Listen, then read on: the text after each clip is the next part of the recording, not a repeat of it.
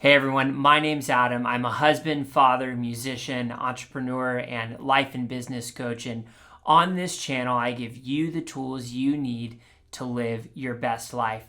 Today is going to be the first video in a series of videos called Overcoming Overwhelm, where we're going to talk about different tools that you can utilize to navigate overwhelming seasons and situations in life. If you like this video, don't forget to give it a thumbs up and subscribe to my channel to see more videos like it. And if you want to support the work that I do on this channel, you can do so by making a donation on my Buy Me a Coffee page. You can visit that page by going to buymeacoffee.com/Adam Reid Wilson. Now, if you're human, you've encountered an overwhelming situation in your life. It's impossible to walk through this life without experiencing overwhelm. And overwhelming situations can be really tough to navigate. I don't know about you, but I have a tendency to kind of freeze up and clam up when I go through situations where I'm like, man, this is too stimulating. This is just too much. I don't know how I'm going to get through this. But thankfully, over the years, I've learned some different skills, and I've got some different tools that I've been able to put in my tool belt that have really helped me successfully navigate those types of situations and seasons when I encounter them. And the first tool that I want to talk about today is my journal. All right, journaling is such a powerful tool when you're experiencing an overwhelming season or situation in your life. And the first reason is because journaling makes you think through your problems in a way that forces you to analyze them. And when you analyze, you understand. And when you understand, you can overcome. All right. So when you are just like thinking like crazy, when you're worrying and there's a flurry of thoughts in your head, it's like getting pounded by a wave in the ocean. I don't know if you've ever had that experience where you're in the ocean, a big wave comes, and you don't even know what way is up when that thing hits. That's what going through overwhelm, that's what experiencing overwhelm can feel like. Okay, so sometimes we need to get the things in our head onto paper, and that's why journaling, it's one of the reasons why it's so powerful. There's this thing that happens when I write in my journal where I put things on paper. I just write about my day. I write about the situation that I'm experiencing it. And it's like once I get it out of my head and onto paper, it's like, oh, that's what's going on. That's why I feel this way. And then once I understand that situation, I can begin to formulate a plan to overcome it. So reason number one why journaling is so powerful is because it makes you think through your problems in a way that causes you to analyze them and understand them so that you can overcome them. All right.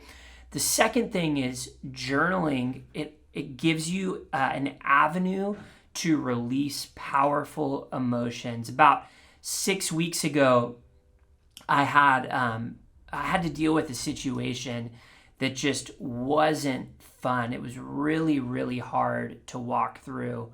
And I had so much going on in my mind and in my body.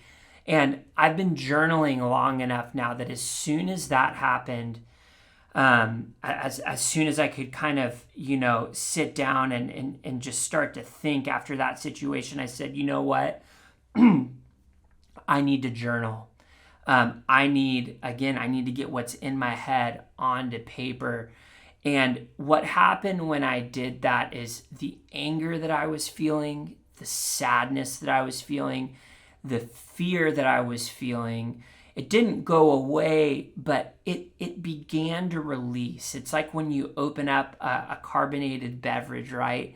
And when you start to turn that cap and you just hear that, that's what started to happen when I started journaling. And so journaling helps you to release powerful negative emotions. Another thing, that the third benefit of journaling is that it helps you track your progress, all right? So it's really interesting. I've been journaling, kind of on and off again, really, since I was probably 12 or 13. And it's so interesting to read my older journal entries and see where I was. Some things that I notice, some things that I can observe when I look at my older journal entries is, man, I used to be really sad. Like, I used to be really, really depressed. And that's something that I still struggle with from time to time, right? But it's so cool to see that progress. It's so cool to see how I generally live a pretty happy life now. And when I go through challenging times, I have a perspective now that I didn't have back then. And so I'm able to track my progress. Also, a lot of you who subscribe to this channel found me because you've been following my chronic illness journey. And when I look at my journal entries from almost 4 years ago, and I look at where I was to versus where I am now, it's so cool to see that progress. The other day I was thinking, 2 years ago, I was in San Diego. It was my first airplane flight. It was right before COVID, right?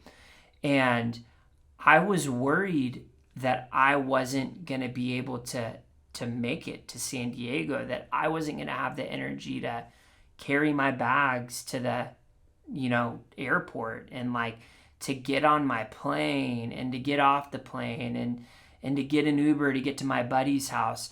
I'm able, if I journal about that stuff, I'm able to see where I was and the fears and the troubles I had then.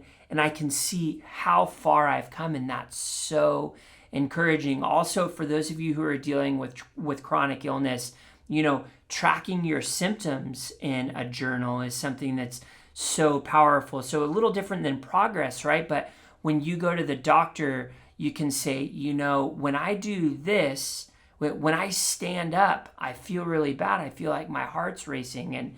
And you write about that, and you notice, 3 weeks in a row, every time you stand up, you feel like your heart's racing, and you tell that to your doctor, and they go, you know what, maybe we need to investigate POTS syndrome. You can collect data when you journal, and you're not necessarily tracking your progress then, right? But you're able to make progress based on the data you've collected. So journaling helps you track your progress, and it helps you collect data so that you can make progress.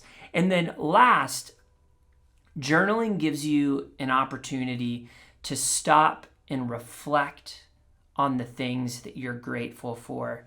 So every day, I actually kind of do 2 different journals. So I do like a traditional, write in my journal, hey, here's the date, and then write a couple paragraphs or a paragraph depending on how much time I have. And then I also have something that I use called a best self journal. And in there every day I write 3 things that I'm grateful for in the morning and 3 things that I'm grateful for at night. Such a beautiful way to start and end the day. I'm just reminded, man, I have such a great wife. I have such great kids. I have such great friends. And I, live in a great area. Like I have a house. I'm able to eat 3 meals a day. I'm able to stop and reflect on the things that I overlook when I'm rushing through life. And when I do that, I'm able to cultivate that spirit of gratitude that's just so necessary I believe, so necessary to successfully navigate this world where we're fed so much negativity. When we stop and we can write in a journal and reflect on the things we're grateful for, there's so much power in that. So 4 benefits of journaling. There's way more than 4, but these are the 4 that I reflected on as I prepared for this video. Number 1, journaling makes you think through your problems so that you can analyze them and then overcome them. Number 2, journaling helps you release powerful negative emotions, which gives you more bandwidth so you can just live your best life, right? Number 3, journaling helps you track your progress, or as we just established, it helps you collect data so that you can make progress. And then Fourth, journaling gives you the opportunity to stop and reflect on the things that you are grateful for and helps you cultivate that spirit, that sense of gratitude, all right? So journaling's good. Hopefully you understand that by now, right? Now, how do you start journaling, okay? First of all, I would say just designate a consistent time to do it each day, all right? So for me, it's looked different ways, but generally at the beginning of my workday is when I journal, all right? So right before I start work, I journal. I'm also trying something different right now where I'm doing kind of more of a long form journal as soon as I wake up, all right? But generally, morning times before I work or right when I'm getting ready to start working is when I do that. And having that consistent time helps you build that habit, okay? So that hey, I'm getting ready to do this thing. I'm tying it to the beginning of my workday. That light bulb goes off. Oh yeah, I need to journal. So designate a consistent time to do it each day. Number 2, remember, you don't have to write a novel when you journal. The time, and we talked about this in a video the other day, right? 1% better each day, continuous improvement, Kaizen. You don't need to write a book every time you journal. Even if it's 2 or 3 sentences, just getting some of what's in your head onto paper is so powerful. And, after you do 2 or 3 sentences for a week, maybe say, I'm going to set a timer and I'm going to do it for 5 minutes. Or then after I do that, I'm going to set a timer and do it for 10 minutes. And then maybe one day you move on to morning pages. Next thing you know, you're doing 3 pages. But starting off, you don't need to write a novel, okay? Keep it simple, all right? And then just write. You don't have to be rigid about it, okay? There's not a right way to journal, okay?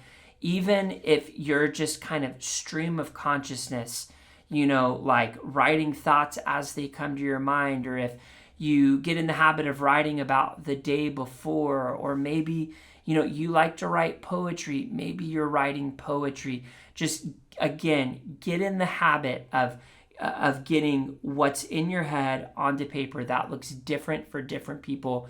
You don't need to be rigid about it. So if we're going to overcome overwhelm, one of the best things we can do is journal. All right. I hope you enjoyed this video. Again, if you liked it, don't forget to give it a thumbs up and subscribe to my channel to see more videos like it. Also, if you want to support the work I do on this channel, you can do so by visiting my Buy Me a Coffee page at buymeacoffee.com/Adam Reid Wilson. I believe in all of you. I'm rooting for all of you to live your best life. Reach out to me on Instagram.